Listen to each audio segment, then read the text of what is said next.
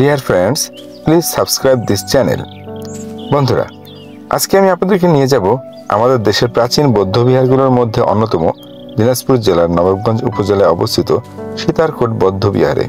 আপনারা ঢাকা থেকে ট্রেনে করে এসে বিরামপুর রেল স্টেশনে নেমে সিএনজি কিংবা অটোতে করে 20 মিনিটের মধ্যে সরাসরি এই স্থানে আসতে পারবেন। বিরামপুর থেকে আমরা আজকে গাড়ি যোগে এগিয়ে যাচ্ছি সীতারকোট বৌদ্ধবিহারের দিকে। চলুন আজকে আপনাদেরকে দেখাবো ঐতিহাসিক সেই সীতারকোট বৌদ্ধবিহার। বন্ধুরা, এখন আপনারা সীতারকোট বৌদ্ধবিহারের দিকে যাওয়ার যে নাম ফলক সেটি আপনারা দেখতে পাচ্ছেন। আপনারা এখানকার যে সাইনবোর্ড, যে প্রত্নতাত্ত্বিক বিভাগ কর্তৃক কিছু বিশেষ নির্দেশনাবলী এবং তার ইতিহাস সম্বলিত একটি বোর্ড, সেখানে অনেক কিছুই লেখা আছে। বন্ধুরা, আমাদের দেশের প্রাচীন বৌদ্ধবিহারগুলোর মধ্যে দিনাজপুরের সীতারকোট বৌদ্ধবিহার অন্যতম। এটি দিনাজপুর জেলার নবাবগঞ্জে অবস্থিত। দিনাজপুর জেলার নবাবগঞ্জ উপজেলা সদর থেকে প্রায় 2.5 থেকে 3 কিলোমিটার পশ্চিমে 1 একর জায়গা নিয়ে এর অবস্থান। কথিত আছে, লঙ্কাদ্বীপ থেকে সীতাকে উদ্ধারের পর রাজা যখন নানা প্রশ্নের সম্মুখীন হন, তখন সীতাকে পঞ্চবটী বনের গভীরে বনবাসে পাঠান। সেখানে সীতা এক বাল্মীকি মুনির আশ্রয়ে ছিলেন।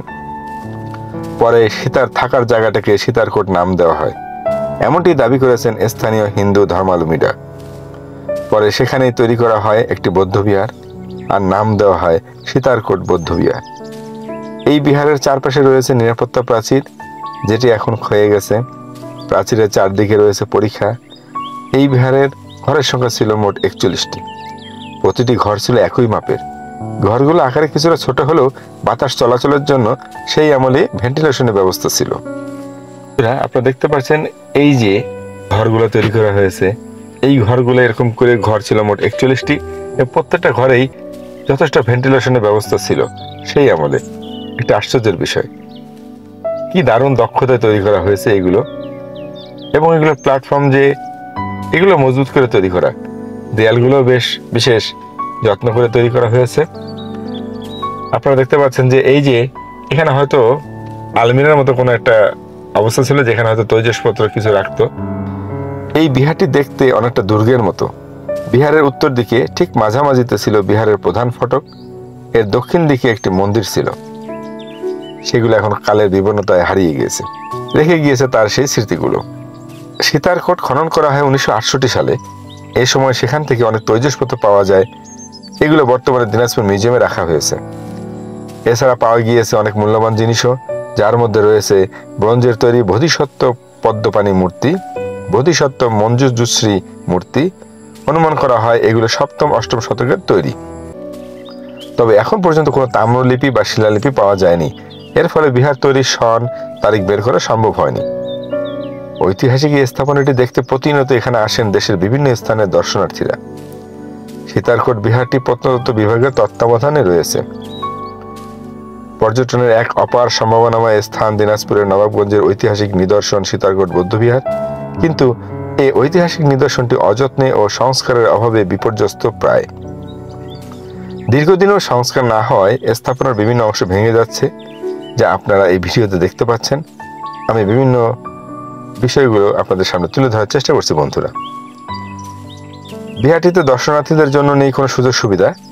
এখন এই এলাকাবাসীর দাবি, দ্রুত বিহারটি সংস্কার করে সৌন্দর্য বর্ধন সহ দর্শনার্থীদের জন্য সুযোগ সুবিধা তৈরি হলে এই বিহারটি হতে। পর্যটনের এক অপার সম্ভাবনাময় স্থান দিনাজপুরের নবাবগঞ্জের ঐতিহাসিক নিদর্শন সীতারকোট বৌদ্ধবিহার।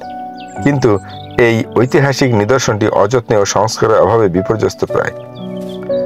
দীর্ঘদিনও সংস্কার না হওয়ায় স্থাপনার বিভিন্ন অংশ ভেঙে যাচ্ছে, যা আপনার ভিডিওর বিভিন্ন অংশে আপনারা দেখতে পাচ্ছেন।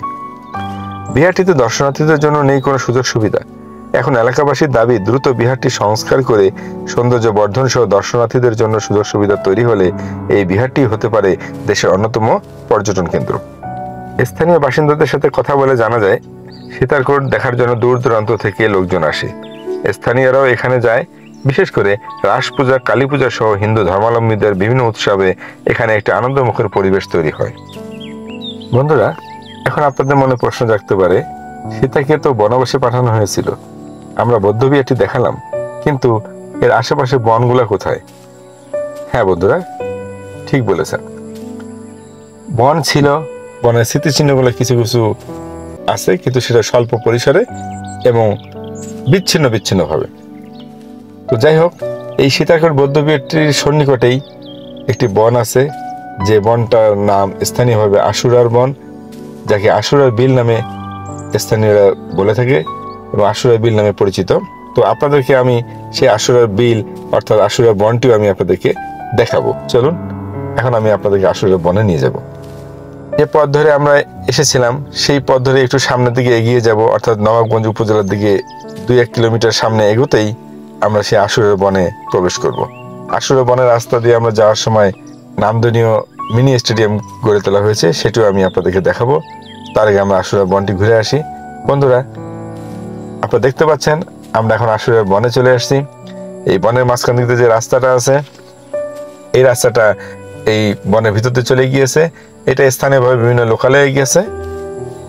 এই রাস্তার চারপাশে যে বনগুলা, এই বন থেকেই স্থানীয়রা জ্বালানি হিসেবে গাছের পাতা, ডাল এগুলো সংগ্রহ করে তাদের জ্বালানির চাহিদা পূরণ করে থাকে।